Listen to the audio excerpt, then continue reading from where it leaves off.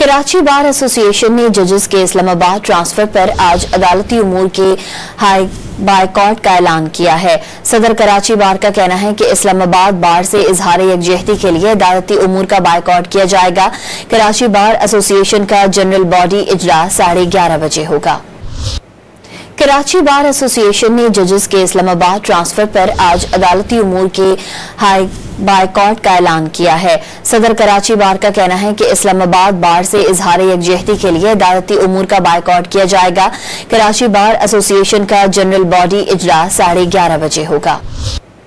Karachi bar association ने जजेस के इस्लामाबाद ट्रांसफर पर आज अदालती उमूर के बायकॉट का ऐलान किया है। सदर कराची बार का कहना है कि इस्लामाबाद बार से इजहार यकजहती के लिए अदालती उमूर का बायकॉट किया जाएगा।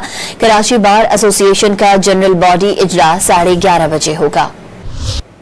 कराची बार एसोसिएशन ने जजेस के इस्लामाबाद ट्रांसफर पर आज अदालती उमूर के बायकॉट का ऐलान किया है। सदर कराची बार का कहना है कि इस्लामाबाद बार से इजहार यकजहती के लिए अदालती उमूर का बायकॉट किया जाएगा।